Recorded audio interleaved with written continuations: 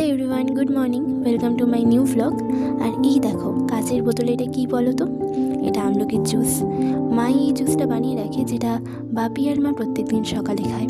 আমি খাই না, কারণ আমার এই টেস্টটা ঠিক ভালো লাগে না। তোমরা যারা যারা খাও আমাকে জানিও তো। যাই হোক, আর এইটা কি বলো তো?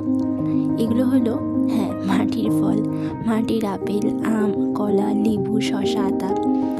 আর আজকে এখানে মা আমাকে ব্রেকফাস্ট বানিয়ে দিচ্ছে, ব্রেড টোস্ট। মায়ের একটা ফোন কল এসে যাওয়াতে দেখো আমি উল্টে পাল্টে পাউরুটিগুলো টোস্ট করে নিচ্ছি আর পিনাট বাটার দিয়ে পাউরুটিগুলো খাবো। আর সাথে গরম জলে একটু হরলিক্স অ্যাড করব। আগের ভিডিওতেই বলেছি আমি এখনও ছোটোই খাচ্ছি, বড় হইনি। এই যে দেখো আমার ব্রেকফাস্ট রেডি, যেটা আমি এখন এই উইন্ডোর সামনে বসে একটা পিসফুল মিউজিক শুনতে শুনতে খাবো। আমার মর্নিংয়ে রবীন্দ্রসঙ্গীত শুনতে খুব ভালো লাগে। তোমাদের মর্নিংয়ে কেমন গান শুনতে ভালো লাগে জানিও তো। আজ একটু সেলফ স্টাডি করবো ভাবছি, জানো তো। তাই রেডি হয়ে বসে পড়লাম। আজ যে বইটা পড়বো সেটা হলো মহর্ষি গৌতম বুদ্ধের একটা ছোট্ট স্টোরি বুক। আমার জানো তো বুদ্ধকে পড়তে বা জানতে বা শুনতে খুবই ভালো লাগে। আমার রুমেও একটা ওয়ালে বুদ্ধের ফটো লাগানো আছে। যাই হোক, আজ যেটা পড়বো সেটা হলো জাতকা টেলস। জাতকা, যেটাকে বাংলায় বলে জাতক। মহর্ষি গৌতম অর্থাৎ বুদ্ধদেব একেবারে নির্বাণ বা মুখ্য বা একটু সহজ ভাষায় বললে মুক্তি লাভ করেননি। বৌদ্ধ মত অনুসারে তাকে অনেকবার জন্মগ্রহণ করে ভালো কাজ করে মানুষের সেবা ইত্যাদি করতে হয়েছিল। এইভাবে শেষে উনি মহর্ষি গৌতম বুদ্ধরূপে জন্মগ্রহণ করেন এবং মুক্তি লাভ করেন। এটাই হলো জাতকের স্টোরি।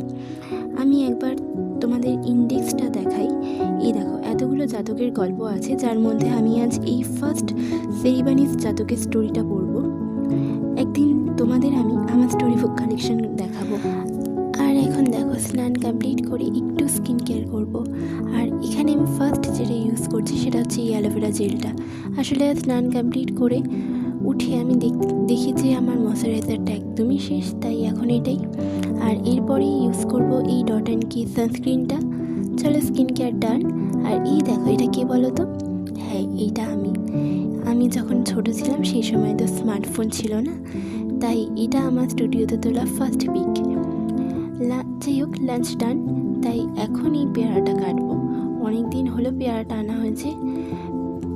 পেয়ারাটা ধুয়ে নিয়ে আমি এটা কাটবো। জানো তো আমাদের বাড়িতে আমি আর বাপি ছাড়া পেয়ারা ভালো মা খায় না, আমি আর বাপি পছন্দ করি। আমার এসব ফল কাটাকাটির অভ্যেস একদমই নেই, দেখতেই পাচ্ছ কতটা বাজেভাবে কাটছি। আর এই যে এটা বাপি, এটা এখন বাপিকে দিয়ে আসতে যাচ্ছি। আর এখানে আমি আমার পেয়ারাটা নিয়ে চলে এসেছি ব্যালকনিতে। এখানে বসে খাবো আর একটা ভালো মুভি দেখবো। চলো আজ এই পর্যন্তই। সবাই ভালো থেকো, স্টে পজিটিভ, টাটা। আর আজকের ভিডিও ভালো লাগলে like, share, subscribe and comment করে দিও।